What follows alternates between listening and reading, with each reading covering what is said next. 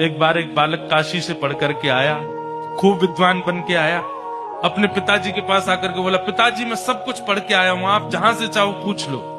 तो पिता ने यही पूछा, बताओ पाप के बाप का नाम क्या है? नहीं बता पाया। बोले ये तो नहीं पढ़ाया गुरुजी ने। बोले ढूंढ के आओ कौन है पाप के बाप। बालक ने कल पढ़ा ढूंढने के लिए, तभी 2-3 दिन निकल गए, कहीं से उत्तर नहीं मिला पाप का बाप कौन।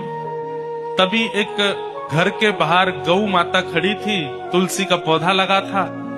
बालक ने सोचा किसी वैष्णव का घर है, 2-3 दिन हो गए कुछ खाया पिया नहीं, यहाँ पे कुछ पा लेता हूँ। उस घर में जैसे ही प्रवेश किया, वो किसी वैष्णव का घर नहीं था, एक वैश्या का घर था। तो वैश्या ने जैसे ही बालक को देखा, ब्राह्मण बालक, त्रिपुंड लगाए, शिखा रखी है, धोती पहन करके, हाथों में वेद लगे हैं, तुरंत वैश्या आई जल का पात्र लेकर के, महाराज जलपान कीजिए।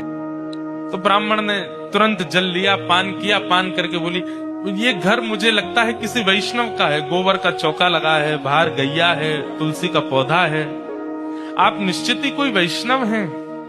वैश्या बोली, वैष्णव का तो नहीं पता मैं हूं कि नहीं, पर मैं एक नगर वैश्या हूं। जैसे ही कहा नगर वैश्या, ब्राह्मण बालक तो तुरंत बाहर गया, वमन करने लगा, अपने पेट में हाथ लगाने लगा, पानी निकालने लगा बाहर। वैश्या बोली, क्या कर रहे हैं आप? बोले पाप का बाप ढूंढने निकला था, वो तो मिला नहीं, तुम्हारे घर पर आके जल पी लिया, पाप और कर दिया मैंने।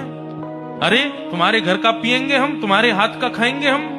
जैसे ही सुना कि पाप के बाप को खोजने निकले थे, वैश्या ने मन में सोचा, ज्यादा दूर नहीं जाने दूंगी, यहीं मिलाती हूं। अब भगवान जल पी ही लिया है आपने, पाप तो हो ही गया आपसे, अब तो आपको जाना पड़ेगा, नदी स्नान करनी पड़ेगी, जनेऊ बदलनी पड़ेगी, पंचगव्य पान करना पड़ेगा, तभी आप शुद्ध होगे। ब्राह्मण बोले, और नहीं तो ये सब करना पड़ेगा तभी शुद्ध होऊंगा मैं। तो जब पाप हो ही गया है तो थोड़ा और कर लीजिए। बोले मतलब?